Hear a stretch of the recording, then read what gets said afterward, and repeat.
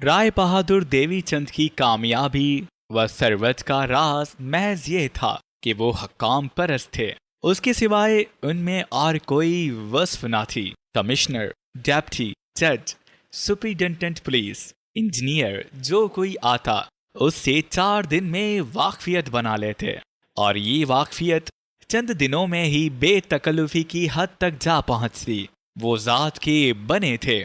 गोश्त से उन्हें खल की और नस्ली नफरत थी, लेकिन जब किसी साहब को दावत देते तो ये तमीज उड़ जाती थी। उस दिन उन्हें गोश्त की रुकाबी हाथ से पकड़ लेने में भी आर ना होता था। और इतना ही नहीं, हिरन, बटेर, मुर्गाबियां, अंडे डाली के तौर पर साहब लोगों के यहाँ आए दिन भेजे जाते थे। अपने बाग के थे, लेकिन उनके फल खाने उनकी अपनी किस्मत में ना लिखे थे। वो साहब लोगों की डालियों के लिए वक्त थे, अपने लिए बाजार से मंगवाते थे और उसका नतीजा ये था कि उनकी ठेकेदारी रोज अफरोज तरक्की पर थी।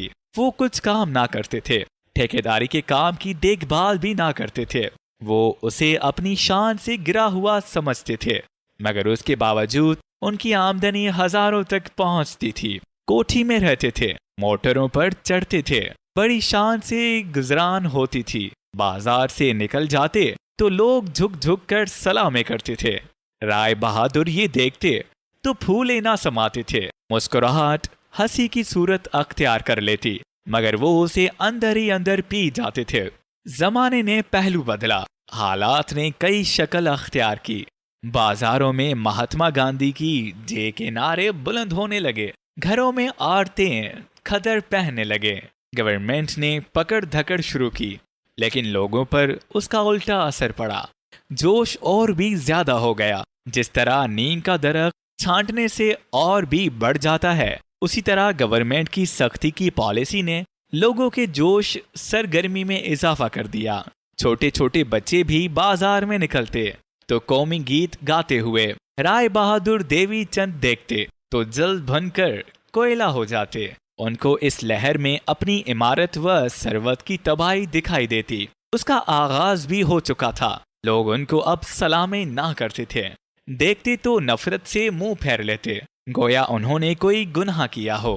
रात का वक्त था, रजाकार विलायती कपड़े जमा कर रहे थे। राय बहादुर देवी चंद का मोटर कोठी के सहन में पहुंचा तो उनके ताजुब की इंतहा ना थी। कांग्रेस कमेटी के रजाकार विलायती कपड़े समेट रहे थे और उनका नौकर अंदर से रेशमी और मखमली कपड़ों की गठेरियां ला लाकर उनके हवाले कर रहा था। राय बहादुर को देखते ही रजाकारों से जोर से पुकार कर कहा, महात्मा गांधी कीजिए। राय बहादुर का कलेजा ढल गया। जिस तरह बच्चा गोले की आवाज से सहम जाता है, उन्होंने घबरा कर सड़क की तरफ देखा कि कहीं कोई अंग्रेज तो नहीं जा रहा। देखकर उनकी जान में जान आई। नौकर की तरफ कहर आलूद निगाह से देखकर बोले, ये क्या हो रहा है? नौकर ने अदब से हाथ जोड़कर जवाब दिया, हुजूर, बीबी जी ने हुक्म दवा है कि सब दिए डालो। राय बहादुर अंदर गए। सोशीला जोश इन्हिमाक से कपड़े चुन चुन कर ट्रंकों से निकाल रही थी। जरीदार साड़ियां, केतेदार धोतियां, रेशमी दुपट्टे, सलमा सितारे से जुड़े हुए कुर्ते, अंग्रेजी फैशन के बलोस गोंद कमीजें बेतरतीबी से फर्श पर बिखरी हुई थीं और कहारन उनकी चुन चुन कर गठेरियां बना रही थी। उस वक्त सुशीला का चेहरा इस तरह चमक रहा था गोया उसके लड़के की शादी होने को हो। राय बहादुर उस पर जान छिड़कते थे और उसकी किसी बात को भी टालना चाहते थे। यही वजह है कि कहां से इस हद तक हौसला हो गया था। उसको कामिल यकीन था कि राय बहादुर उसमें मुतलकन दखल ना देंगे। ताहम राय बहादुर को कमरे में घुसते देखकर उसका दिल धड़कने लगा। कहारन ने सर का कपड़ा और नीचे खसका लिया। राय बहादुर ने कपड़ों की तरफ इशारा करके पूछा, ये क्या तमाशा हो रहा है? आवाज में मुलायमत थी। सुशीला का दिल धड़कना बंद हो गया। इत्मीनान से बोली, मैंने स्वदेशी कपड़ा इस्तेमाल करने की प्रतिज्ञा कर ली है। विदेशी माल होली के लिए दे रही हूँ। राय बहादुर चंद मिनट तक खामोश रहे, फिर आहिस्ता से कहने लगे, ये तुम्हारे सर पर क्या धन सवार हुई है? अब ये कपड़े पहनने को जी नहीं चाहता।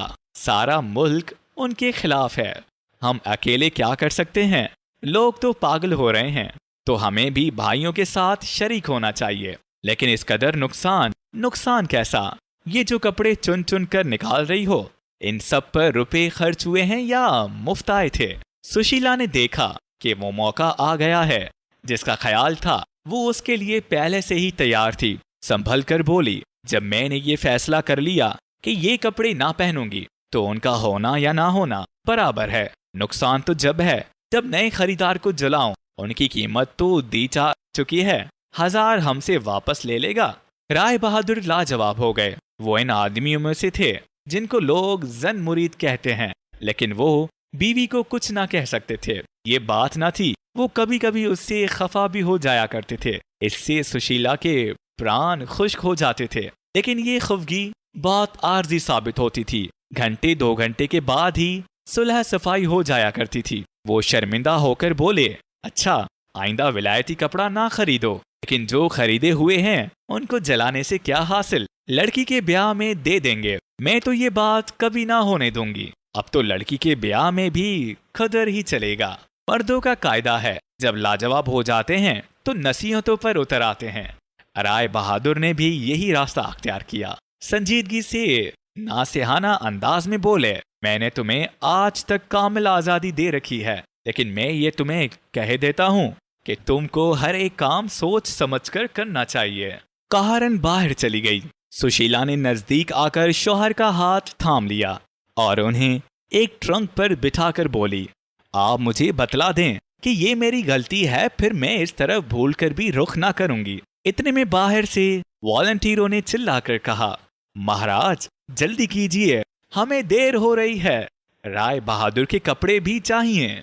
दूसरी आवाज आई, वंदे मातरम। राय बहादुर पर हैबत तारी हो गई। अगर ये नारा किसी अंग्रेज ने सुन लिया तो क्या होगा? इस ख्याल से उनका सर चकराने लगा। घबराकर बोले, ये तुमने देखा क्या हो रहा है? कुछ भी नहीं, वंदे मातरम का नारा लगा रहे हैं। राय बहादुर ने कदरे तरशी से कहा, हूँ क्या? अब वंदे मातरम कहना भी जुर्म हो गया? हाँ, जुर्म हो गया है। ये अंग्रेजों को चिढ़ाने के लिए है। सुशीला ने कपड़ों की गठेरियां बांधकर कहारन को आवाज दी, ये ले जाओ। और खावंद से बोली, अब अगर अंग्रेजों को वंदे मातरम से भी तकलीफ होती है तो उसका इलाज क्या? इतने में बाहर से वॉलंटियरों की आवाज आई, वंदे मातरम। आग पर तेल पड़ गया। राय बहादुर ने कहारन के हाथ से गठेरी छीन कर कहा, मैं ये नहीं होने दूंगा। सुशीला का चेहरा उदास हो गया। सर झुकाकर बोली, मैंने पर्दगिया की थी। राय बहादुर खामोश रहे। जब वो गुस्से में होते थे उस वक्त खामोश हो जाया करते थे। इस खामोशी से सुशीला भी लरस जाती थी। उसने रुक रुक कर कहा, मैंने देवी के सामने प्रतिज्ञा की थी। राय बहादुर खामोश रहे। बाहर से शोर उठा, जल्दी कीजिए।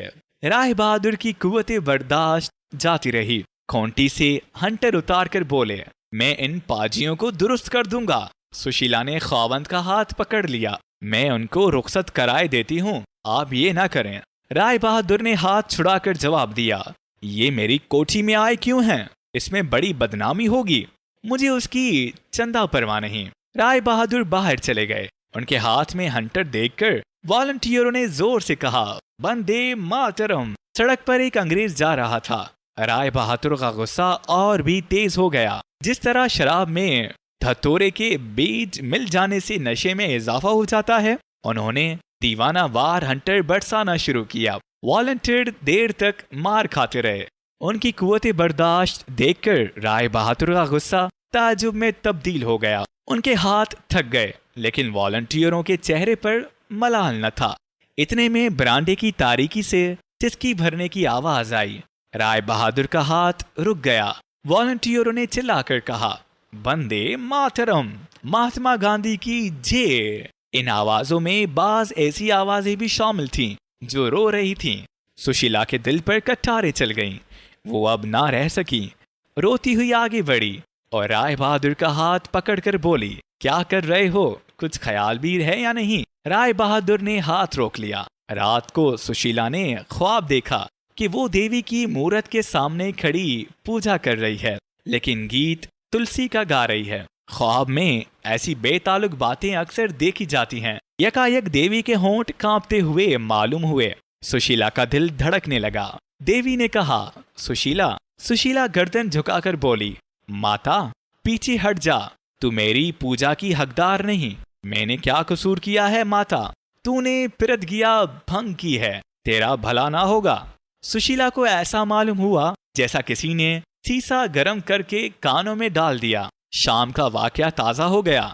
आजिज़ाना लहजे में बोली, माता मैं क्या करूं? वो नहीं। देवी का संगीन चेहरा और भी संगीन हो गया। उसने करखत अंदाज से कहा, तूने पिरदगिया क्यों की थी? इतने में चारों तरफ से आवाजें आने लगीं। तूने पिरदगिया क्यों की थी? देवी का पता ना था। नजारा तब्दील हुआ।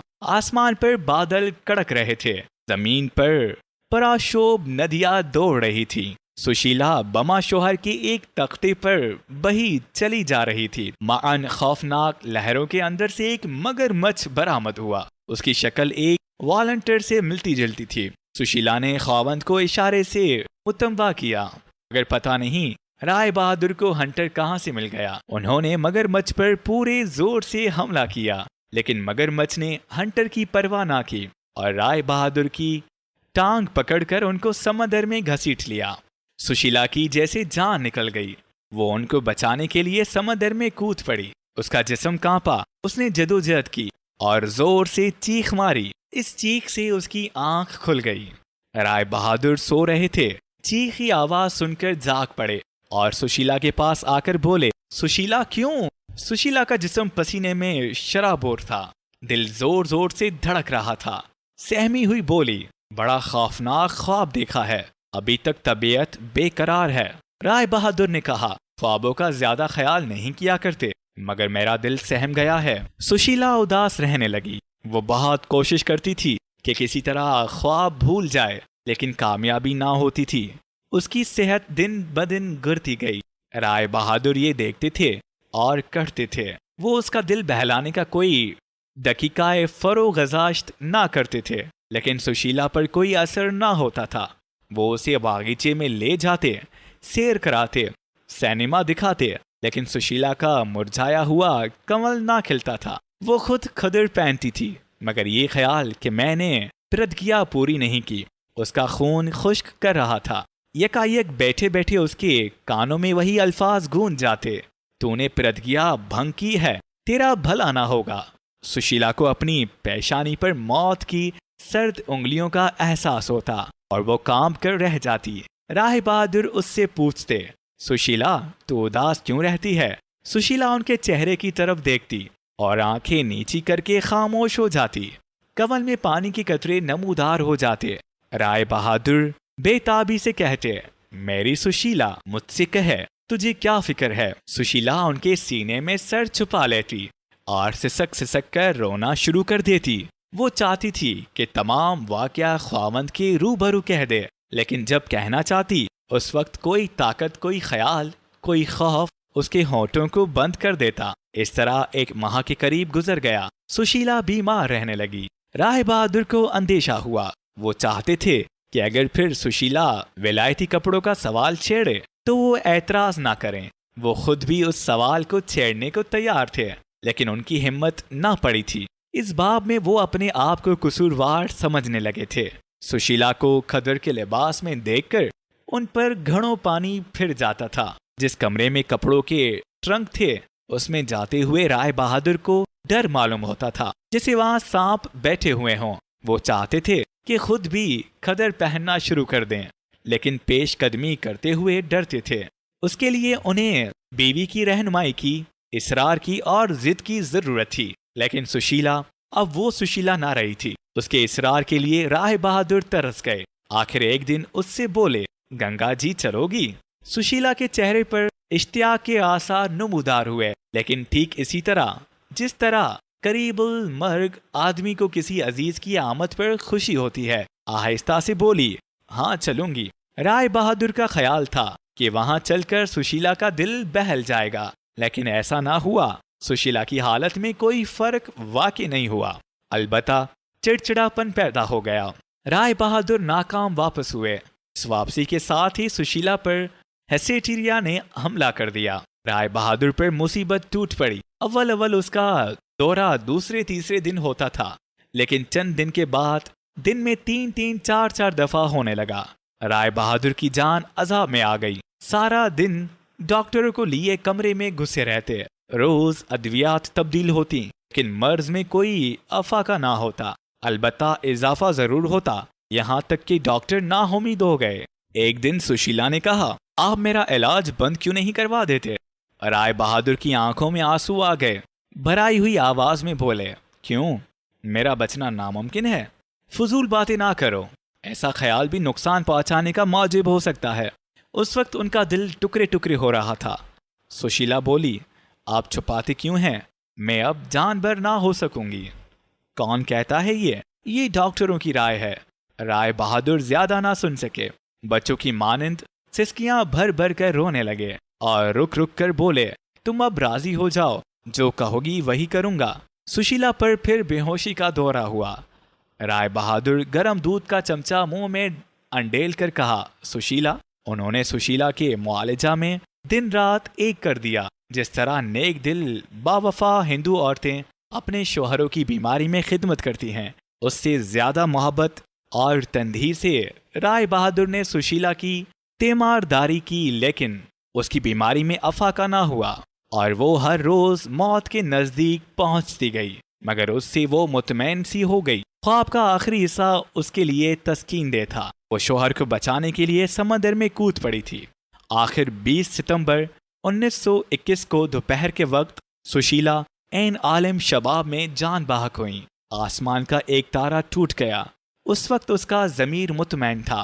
कानों में वो अल्फाज ना गूंजते थे, तेरा भला ना होगा। अपनी बलि देकर उसने ख्वावंद को बचा लिया। उसकी आखिरी वसीयत ये थी, मुझ पर खदर का कफन डाला जाए। ये वसीयत पूरी की गई। राय बहादुर के लिए दुनिया तारीक हो गई। कई दिन तक वो कमरे से बाहर ना निकले। आंखें सूज गई थीं, चेहरा उतर गया था। उनको रह रह कर यही ख्याल आता था कि सुशीला का कातिल मैं हूँ। मैंने चंद हजार रुपयों का मुंह देखा और बीवी को हाथ से खो दिया। अक्सर सोचते, अगर कपड़े जल जाते तो ये रोज़े बद देखना नसीब ना होता।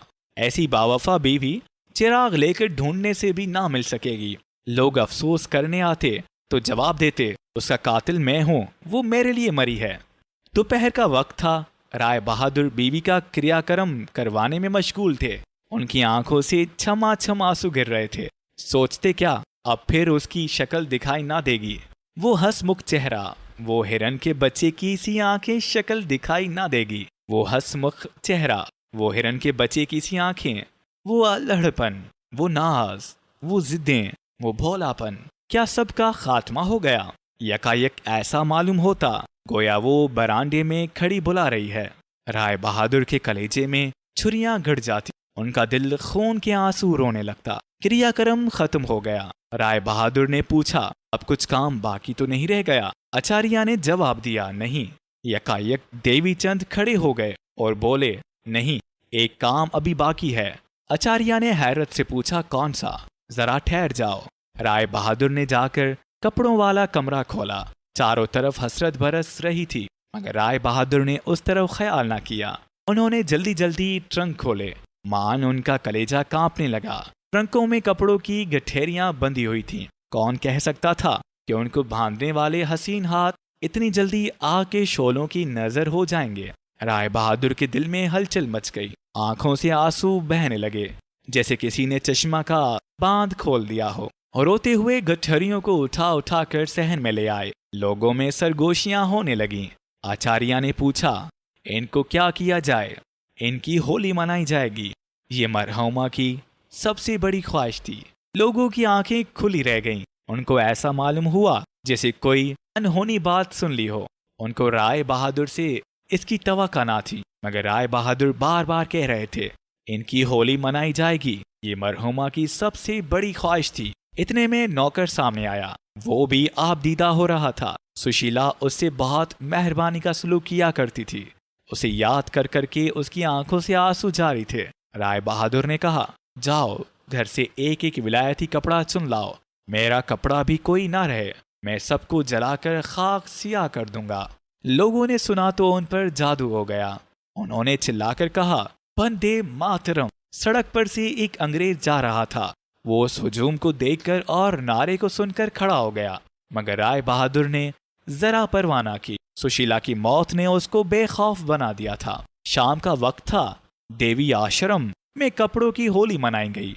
राय बहादुर के पास तस्कीन कल्ब का यही आखिरी जरिया था। रात को उन्होंने ख्वाब देखा। सुशीला मुस्कुराती हुई नजर आई। उसके बाद सो ना सके। सारी रात जागते रहे। दिल का दर्द कदरे हल्का हो गया था।